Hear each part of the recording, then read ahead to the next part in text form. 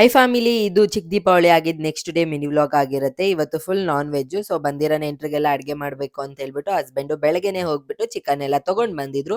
ಅದನ್ನ ನಾನು ಸ್ವಲ್ಪ ಡಿವೈಡ್ ಮಾಡಿಬಿಟ್ಟು ಕಬಾಬು, ಚಿಕನ್ ಫ್ರೈ ಮತ್ತೆ ನಮ್ಮ ಅತ್ತೆ ಆಲ್ರೆಡಿ ಸಾಂಬಾರು, ಅನ್ನ, ಮುದ್ದೆ ಎಲ್ಲ ಮಾಡಿದ್ರು. ರಿಮೈನಿಂಗ್ ಎಲ್ಲ ಮಾಡ್ಕೊಳ್ಳೋಣ ಅಂತ ಹೇಳ್ಬಿಟ್ಟು ಕಬಾಬ್ಗೆ ಆಲ್ರೆಡಿ ಕಲ್ ಸಿಕ್ಕಿದೆ. ಇನ್ನೇನೆಲ್ಲ ಊಟಕ್ಕೆ ಕುತ್ಕೊಳ್ಳೋ ಟೈಮಲ್ಲಿ ನನ್ನ ತಮ್ಮ ಕಬಾಬ್ ಎಲ್ಲ ಫ್ರೈ ಮಾಡಿ ಕೊಟ್ಟ. ನಾನು ಕೂಡ ಇವಾಗ ಆಲ್ರೆಡಿ ಚಿಕನ್ ಫ್ರೈ ಕೂಡ ರೆಡಿ ಮಾಡಿದ್ದಾಯಿತು.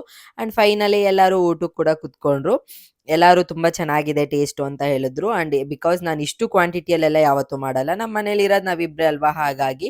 ಆ್ಯಂಡ್ ಫೈನಲಿ ನಾನು ಕೂಡ ಊಟಕ್ಕೆ ಕೂತ್ಕೊಂಡೆ. ಕಬಾಬು, ಚಿಕನ್ ಫ್ರೈ, ಮುದ್ದೆ, ಚಿಕನ್ ಸಾಂಬಾರು, ಅನ್ನ ಎಲ್ಲನೂ ಆಗಿತ್ತಾ ಒಳ್ಳೆ ಬ್ಯಾಟಿಂಗ್ ಮಾಡಿಕೊಂಡು ಸ್ವಲ್ಪ ಹೊತ್ತು ರೆಸ್ಟ್ ಮಾಡಿಬಿಟ್ಟು ಆಮೇಲೆ ನನ್ನ ತಮ್ಮನ ಹೆಂಡತಿ ಊರಿಗೆ ಹೋಗ್ತೀನಿ ಅಂತ ಹೇಳ್ಬಿಟ್ಟು ರೆಡಿ ಆಗಿದ್ರು. ಅವರಿಗೂ ಸ್ವಲ್ಪ ಕಜ್ಜಾಯ ಎಲ್ಲ ಬ್ಯಾಗಿಗೆ ಹಾಕ್ಕೊಟ್ಟು ಅವರು ಕೂಡ ಹೊರಟ್ರು.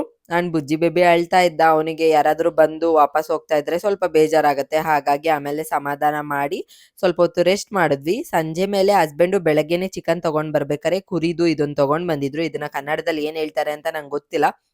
ಸೊ ಯಾರಿಗಾದ್ರೂ ಗೊತ್ತಿದ್ರೆ ಪ್ಲೀಸ್ ನನಗೆ ಮೆಸೇಜ್ ಮಾಡಿ.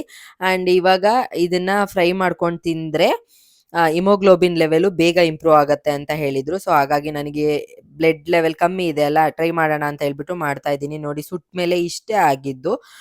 ಒಂದು ಕುರಿಯಲ್ಲಿ ಒಂದೇ ಇರತ್ತಂತೆ, ತುಂಬ ರೇರು ಸಿಗೋದು ಅಂತಲೂ ಹೇಳ್ತಾ ಇದ್ರು. ತಿಂದು ಟ್ರೈ ಮಾಡಿ ನೋಡೋಣ, ಇಂಪ್ರೂವ್ ಆದರೆ ಒಳ್ಳೇದೇ ಅಲ್ವಾ ಅಂತ ಹೇಳ್ಬಿಟ್ಟು ಟ್ರೈ ಮಾಡ್ತಾ ಇದ್ದೀನಿ. ಇದಕ್ಕೇನಿಲ್ಲ, ಜಸ್ಟ್ ಆನಿಯನ್ನು, ಸ್ವಲ್ಪ ಪೆಪ್ಪರು ಮತ್ತು ಸಾಲ್ಟ್ನ ಹಾಕ್ಬಿಟ್ಟು ಫ್ರೈ ಮಾಡಿ ತಿನ್ನೋದು ಅಷ್ಟೇ.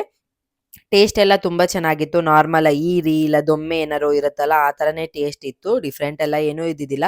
ನೋಡೋಣ ಇಂಪ್ರೂವ್ ಆಗುತ್ತಾ ಅಂತ. ಇಂಪ್ರೂವ್ ಆದರೆ ನಿಮ್ಮ ಜೊತೆ ಶೇರ್ ಮಾಡ್ಕೊತೀನಿ. ಆ್ಯಂಡ್ ಟೇಸ್ಟ್ ಸಖತ್ತಾಗಿತ್ತು. ಆ್ಯಂಡ್ ಇವತ್ತಿನ ಮಿನಿ ಬ್ಲಾಗ್ ಇದಾಗಿತ್ತು. Thank you so much for watching.